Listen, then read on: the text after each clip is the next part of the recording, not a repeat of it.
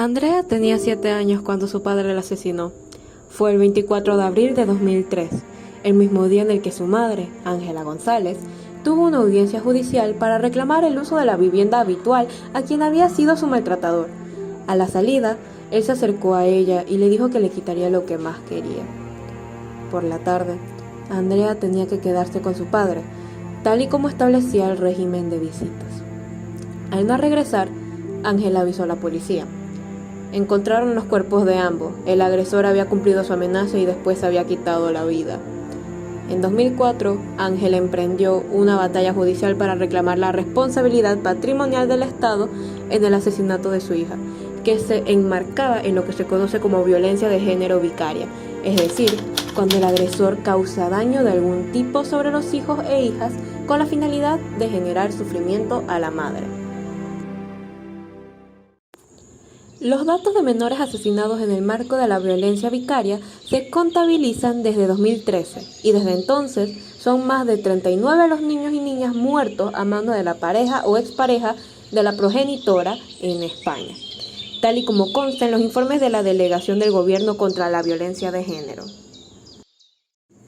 La Ley Integral contra la Violencia de Género, aprobada en 2004, reconoce esta forma de violencia como aquella que, con el objetivo de dañar a las mujeres, se ejerce sobre sus familiares o allegados menores de edad, aunque no la nombra como violencia vicaria.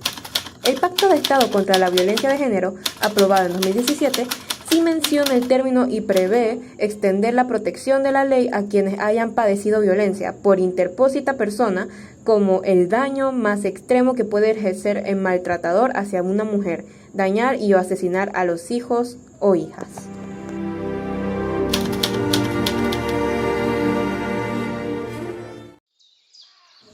Tras casi una década y tras haber pasado por la Audiencia Nacional, tanto el Tribunal Supremo y el Tribunal Constitucional no le dieron la razón a Ángela.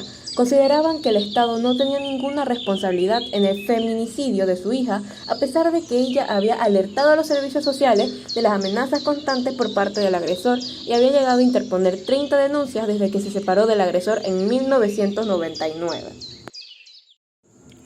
Decidió llevar su caso ante instancias internacionales. Así, de la mano de la organización feminista Women's Link, Ángela denunció su caso ante la CEDAW. CEDAW son las siglas del Convention on the Elimination of All Forms of Discrimination Against Women, que en español se traduce como Comité para la Eliminación de la Discriminación contra la Mujer. Y finalmente, en 2014, llegó el dictamen. El CEDAW consideró que España sí tenía responsabilidad, ya que incumplió la Convención sobre la Eliminación de todas las formas de discriminación contra la mujer, que entró en vigor en España en 1984, así como el protocolo facultativo en vigor desde 2001. 19 expertas del Comité de la CEDAW de manera unánime condenaron a España por negligencias.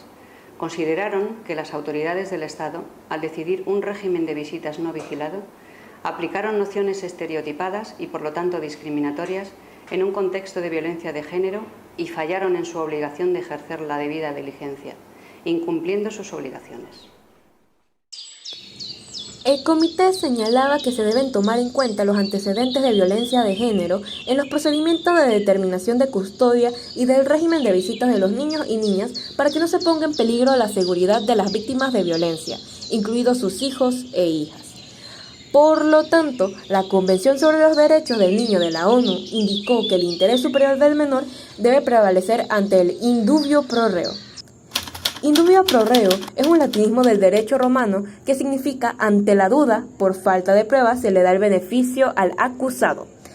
La ONU con la anterior frase quiso decir que el derecho de un menor de edad debe estar por encima del beneficio de la duda del acusado. La abogada de Women's Link, que representó a Ángela González en este proceso internacional, Gemma Fernández, explica que el Comité CEDAW considera que España había ratificado el convenio, según el cual se debe proteger y garantizar la vida, por lo que se supone un incumplimiento del mismo. El Estado en su conjunto tiene responsabilidad en tanto que tenía conocimiento de la situación y no puso todas las medidas posibles para evitarlo, añade Fernández.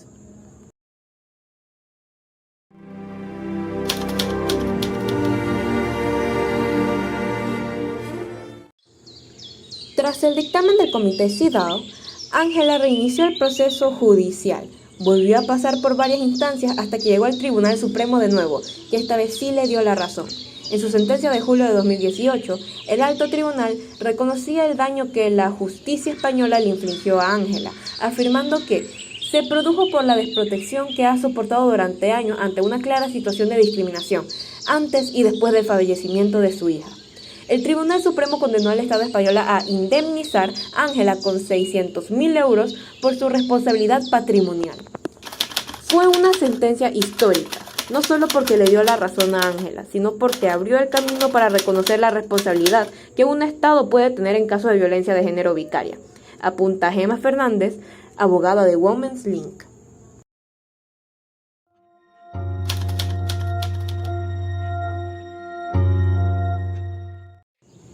En 2021 han sido asesinadas 2 menores de edad, Ana y Olivia. Eran hijas de Beatriz Zimmerman.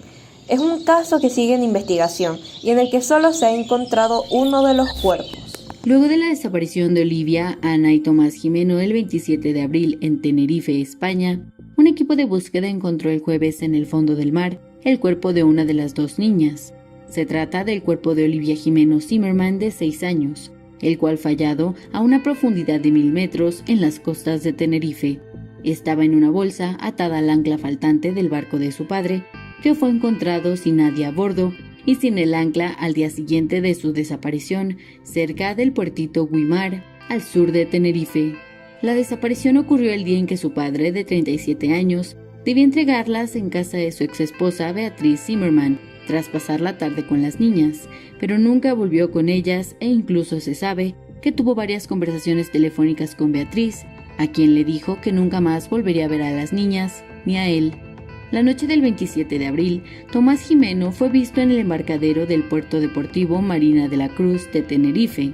Las cámaras de seguridad registraron su presencia, pero no se le vio acompañado de las pequeñas. El hombre hizo 2 viajes a su auto para llevar 6 bolsas a la embarcación que tenía atrancada en esa marina deportiva del norte de la ciudad. A su vuelta a tierra, 2 horas después, volvió sin las bolsas y estuvo un rato cargando su teléfono celular. Pasada la medianoche, volvió a zarpar y ya no regresó a tierra. Las autoridades continúan la búsqueda de Ana y su padre. De la misma forma, en Asturias en 2018 había sucedido otro caso de asesinato de otras 2 menores de edad, Amets y Sara. ¡Feliz cumpleaños, primo! ¡Feliz cumpleaños, primo Yodel! ¡Adiós! Hola, Diego. Soy Bárbara, la mamá de Amets y Sara. Quiero contarte mi historia a través de carta por 2 motivos. El primero es porque quiero que se recuerde a mis hijas y no a mí. Y el segundo es porque no me gusta estar expuesta a cámaras de televisión. Quiero seguir siendo anónima, aunque visto lo visto somos anónimas las 3. Amets tenía 9 años, Sara 7. El día anterior al asesinato de mis hijas había sido el cumpleaños de Sara. Las asesinó a sangre fría con una barra de hierro envuelta en papel de regalo. Ese fue el regalo de cumpleaños por parte de su padre. Me preguntas cómo estoy y lo único que puedo responderte es que hace 3 años y 3 meses del fatídico día y estoy como si hubiera pasado ayer. Estoy esperando a que lleguen, quiero verlas, pero no llegan. Estoy, digamos, sobreviviendo. Recuerdo a mis hijas haciendo el tonto, cómo Sara hacía burla antes de irse. Las estaba preparando porque tenían que irse con su padre. No las volví a ver. Remarco tenían porque un juez me obligó a entregárselas a un monstruo. Me obligó aun sabiendo que el monstruo era un peligro para mis niñas. Me dejé los puños en las puertas de los juzgados, pero nadie me escuchó. Un padre que desaparece durante 10 meses y pueda seguir ejerciendo como si nada. Estoy segura que cualquier mujer que desaparezca 10 meses de las vidas de sus hijos les quitarían la custodia. Un padre que amenaza y siga teniendo derechos. El derecho a un régimen de visitas que aprovechó para matármelas. Nadie revisó el caso. A pesar de que mis hijas no querían irse con su padre, yo no podía desobedecer a la palabra de un juez, ya que te expones a perder su custodia e incluso la patria potestad. Necesitamos sensibilización social y jurídica para que esto no siga pasando. Que se permitan las visitas con padres maltratadores es el error garrafal que está haciendo que nuestros hijos sean asesinados y que nosotras estemos muertas en vida para siempre. Mucho se habla de estadísticas, pero ¿sabes? Mis hijas no están contabilizadas en estadísticas de violencia de género, ni en estas ni en ningunas otras. Hay unos cuantos euros invertidos en campañas de marketing, pero la realidad es que estamos solas y como no tengas dinero, estás jodida del todo. A mí lo único que me queda es coger las urnas de mis hijas, acostarlas cada noche y dejarles la luz encendida como a ellas les gustaba. Eso me hace sentir que todavía no se han ido. Me hace sentir medio viva y gracias a Dios eso no me lo puede quitar nadie. No se puede naturalizar lo que va contra natura. No se puede normalizar esta violencia. Necesitamos abrir los ojos. Gracias por intentar que Amets y Sara sigan vivas en el recuerdo de la gente. Un afectuoso saludo, Bárbara. Atendiendo a los datos de la Delegación del Gobierno contra la Violencia de Género, se observa que en 8 de los casos ya había una denuncia previa y de ellos, en 4 se había solicitado una medida de protección. Como apunta Rosa Giral, fiscala delegada de Violencia sobre la Mujer de España, en un informe publicado en el Centro de Estudios Jurídicos, la mayoría de las muertes de los menores se han producido durante el régimen de visitas con sus padres. En otro informe, publicado también en el Centro de Estudios Jurídicos, una fiscal ejemplifica la violencia de género vicaria sin que llegue a haber víctimas mortales con un caso de enero de 2018. Un padre que ya tenía denuncias e incluso una condena por maltrato habitual que no había comenzado a ejecutarse tras disfrutar del régimen de visitas con sus hijos, no lo devuelve a la madre. Desaparece hasta que se le localiza con los niños en un buen estado de salud, pero al parecer había hecho fotos a los niños con la ropa manchada de sangre para enviárselas a la madre y aumentar su sufrimiento. María Jesús Cañadas, fiscal.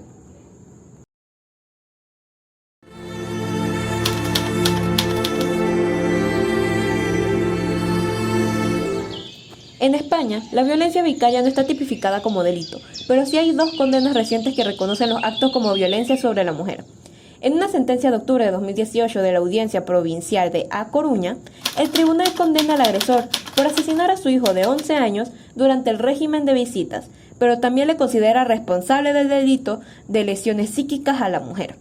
Y en otra sentencia de octubre de 2019, la Audiencia Provincial de Valencia condena al agresor por un delito de asesinato en grado de tentativa. Asesinato en grado de tentativa se refiere a aquellos hechos en el que el imputado tuvo la intención de matar, pero por motivos ajenos a su voluntad no lo logró, o sea que la menor sobrevivió. Y por un delito de lesiones psíquicas con la circunstancia agravante de haber ejecutado el hecho por razones de género.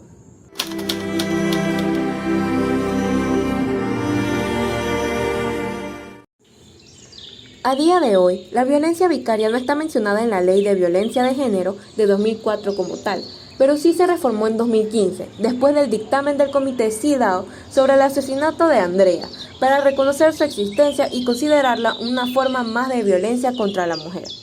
Así, en el artículo 1.4, la norma señala: la violencia de género a que se refiere esta ley también comprende la violencia que con el objetivo de causar perjuicio o daño a las mujeres se ejerza sobre sus familiares o allegados menores de edad por parte de las personas indicadas en el apartado primero.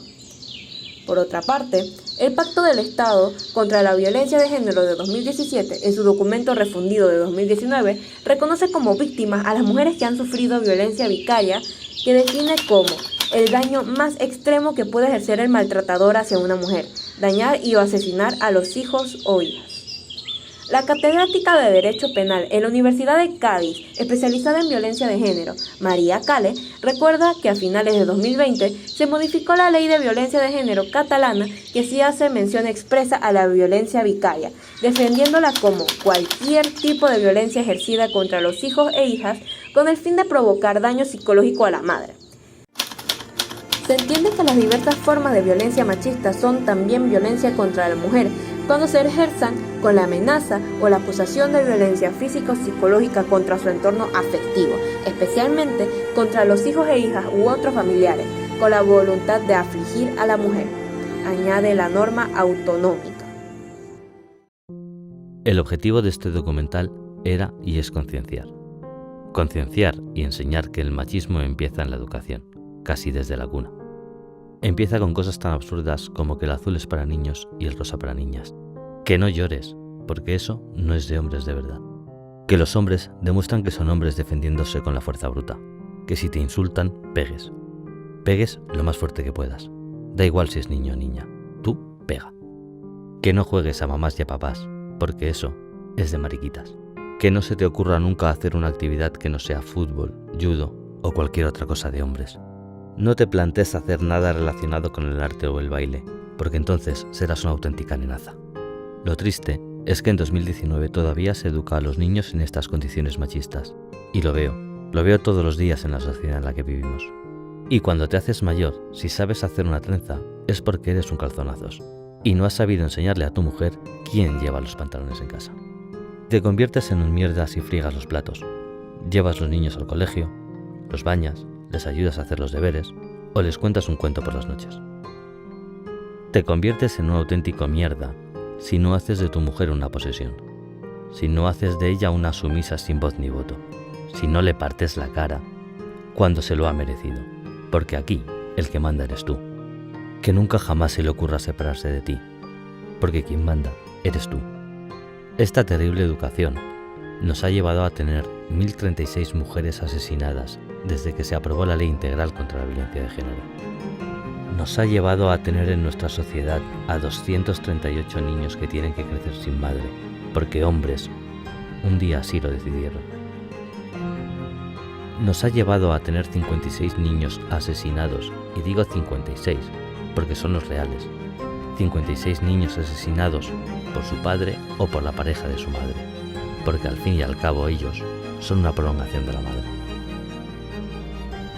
Porque no hay daño más cruel que te asesinen a un hijo, solo por seguir demostrando quién lleva los pantalones, por seguir demostrando quién manda aquí. Porque el machismo no entiende la palabra basta. Basta. Basta ya.